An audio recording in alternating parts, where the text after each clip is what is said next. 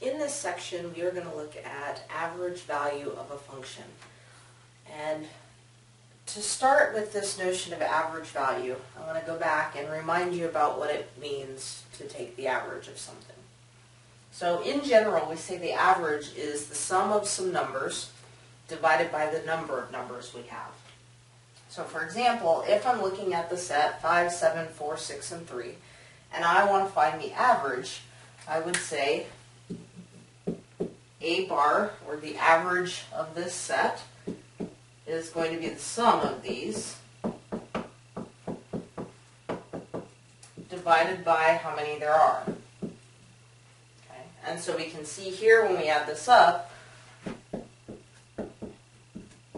we'll get 25 over 5, or we see that our average is 5. Okay.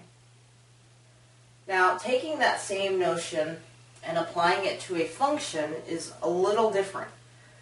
So here, if I'm looking at a function f of x over an interval a to b, what we mean when we say the average value of a function is basically I'm looking for what the average height of the function is over that interval.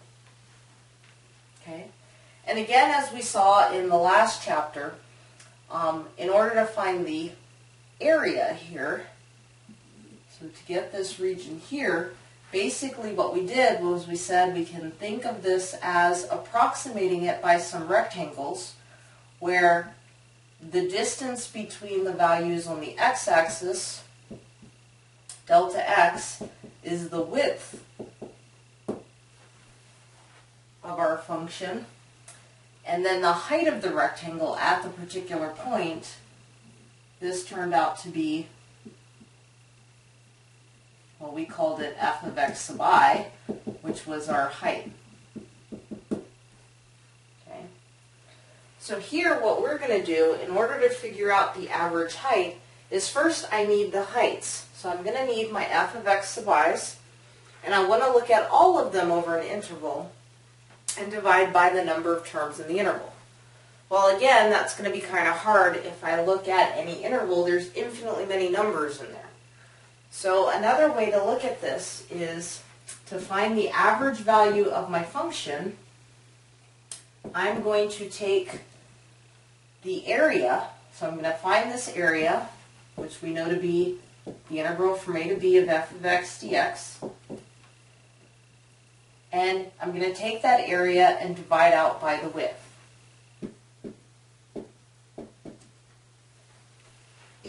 Because if I do that, that's going to give me my height of the function. And if I do it for the entire interval, then it gives me my average height for the entire interval.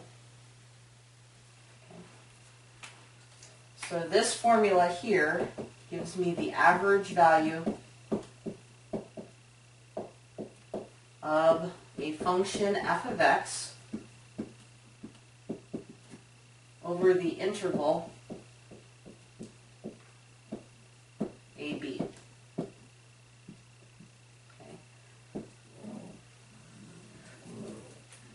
This is a formula you're going to be expected to know, not just for this next exam, but also for the final. You will be given functions and asked to find the average value for these. Excuse me. And many of these are straightforward. If we think about just removing this 1 over b minus a, this is everything we did in chapter 6 and a little bit of what we did at the beginning of chapter 7. And so we've done these integrals before. The only difference now is we're dividing out by this width. So let's look at 2 examples of average value problems. Now some of these problems that you're going to see in your homework and on the exam are just going to be straightforward. Here's a function, find the average value.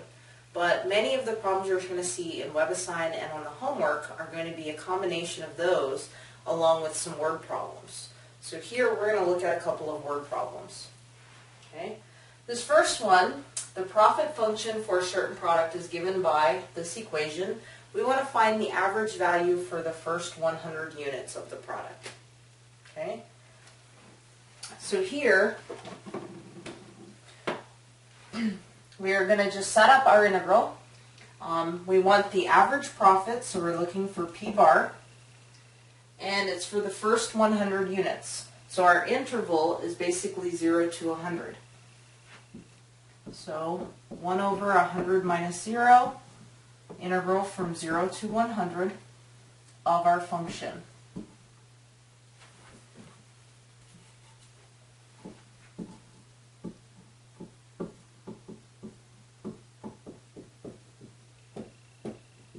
Okay, and in this case it's with respect to Q. Okay, so here, again, we're going to basically just take the integral, so find the antiderivative. Again, the only difference is we've got this coefficient up front. So I'm going to simplify that down to 1 over 100.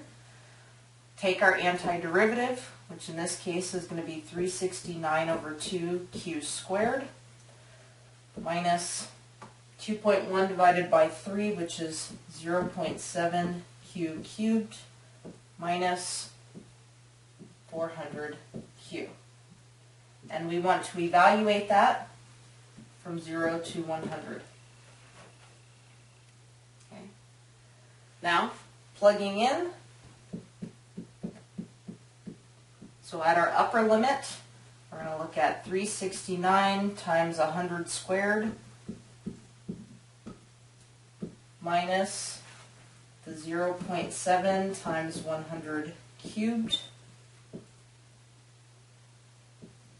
minus 400 times 100.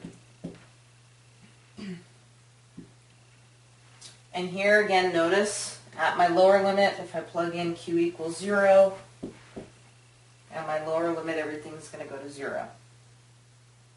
Okay. So now, just simplifying, nicely I'm dividing out by 100, so I can actually divide that out everywhere. So we're going to get 369 with 2 zeros over 2, which we can simplify down, minus, here we'll cancel out the 100, so I'm going to multiply that by 10,000.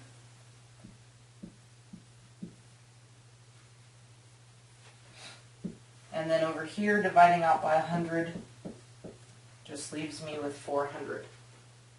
So simplifying here, dividing out by 2, we can get a 18450. Subtracting here looks like a negative 7400. And then subtracting looks like 11050. Units here, this is profit. We're going to assume profits in dollars since it didn't state otherwise. So it tells us our average profit is going to be $11,050. In this next example, an investment of $3,000 earned interest at a rate of 5% compounded continuously. After T years, its value in dollars is given by S equaling 3,000 e to the 0.5005t. Find the average value of a 5-year investment. Okay. So in this case, we're looking for, so they tell us the investment is given by S. So the average value is going to be S bar that we're looking for. Because it's a 5-year investment, our interval is going to go from 0 to 5.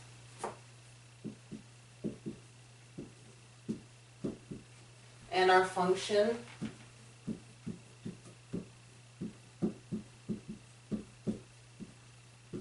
is given with respect to t. Okay.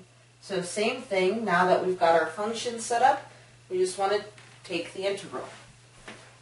So in this case, again, I'll start with that coefficient, just rewriting it, and I want to take my antiderivative. Now here again, you can use your u substitution. If you don't right away see that that's just going to be 3,000 over 0.05 e to the 0.05t. So remember your antiderivative, you're going to have to divide out by the coefficient or your exponent. And we're going to evaluate this from 0 to 5.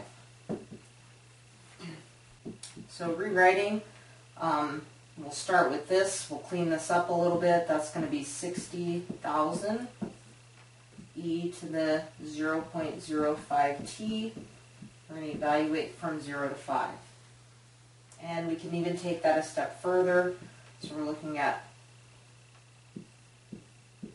12,000 e plugging in t to the being 5. We'll get 0.25 minus at the lower limit. Now be careful because this one at the lower limit does not go to 0.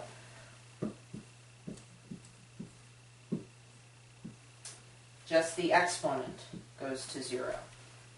So essentially, again, e to the 0 is just 1. So we're looking at this expression minus 12,000, which will give us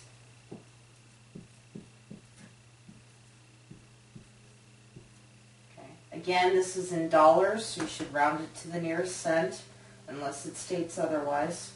So this actually comes out to about 305. We'll round to the nearest cent.